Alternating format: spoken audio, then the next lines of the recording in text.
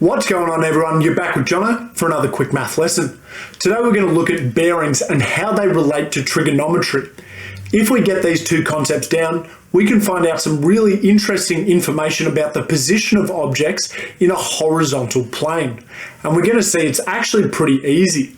The maths behind it is quite similar to the other trig that we've been doing, but the bearings adds in a new element. So before we get started, we do have to know the positions on a compass.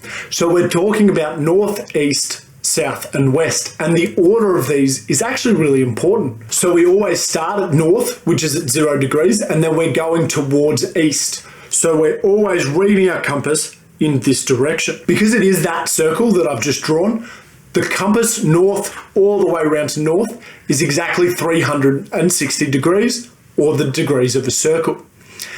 What's also really important is that we've got a vertical line from north to south and a horizontal line from east to west. Because these two things are vertical and horizontal, each gap in between is exactly a right angle. So that means the distance between north and east on our compass is exactly 90 degrees because it's made up of a right angle. This pattern holds up every single time we make a jump from these major points, from north to east or from east to south.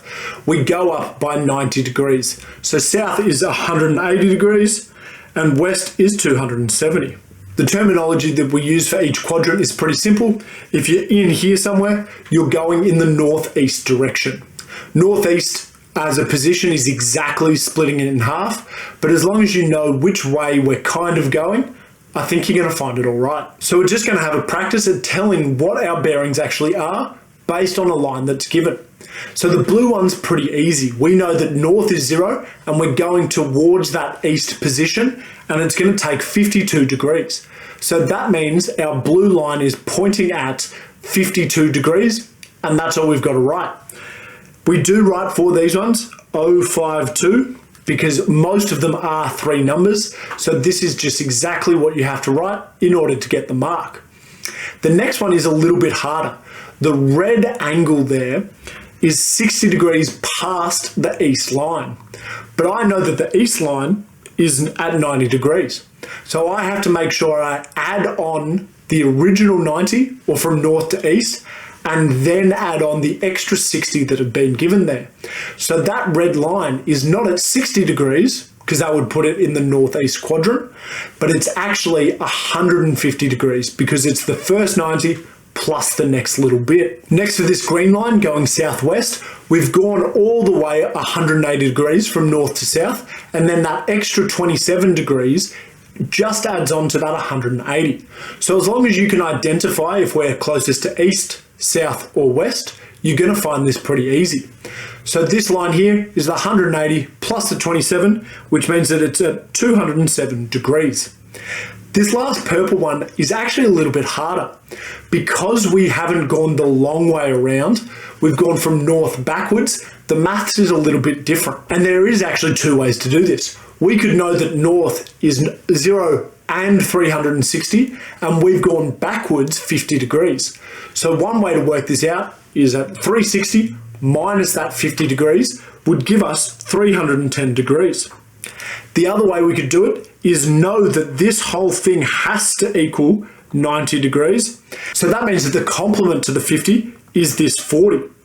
Because west is 270 and the complement to the angle we've been given is 40, we just add those together, which is 270 plus 40, which is exactly the same amount. So there are another type of bearings. So the first one we looked at were true bearings, and this other one is called compass bearings, which are in relation to the north, east, south, and west positions. These ones are actually a little bit easier. We just define our position in comparison to the north or south pole, and then we work from there. So for this first one, we know that the blue starts at north, which is 0, and goes across 70 degrees. So the true bearing would be 070. The other way to write this, or with our compass bearing, is that we are going north first. So that's what you have to have in your mind. We're going north first. So we write that. Then we're going to the east 70 degrees. So we write north 70 east. And that tells us exactly what position we're going to be in. So north first, turn to the east 70 degrees, and that's how we get that number. This one is a little bit harder because you will have to use our complements sometimes, but it is a really worthwhile skill. So for this second one in the red, we've gone southeast, so we have to start at south first. So we're going south, and then we're turning to the east. But we're not turning 65 degrees, instead we're turning the complement, which is 25 degrees. So our answer there is south 25 east. The true bearing for this one would be the 90 plus the 65, which is equal to 155 degrees. Both of these are correct, they're just written in a different form. Looking at this southwest one, south turning towards the west 30 degrees means that you just have to write south 30 west.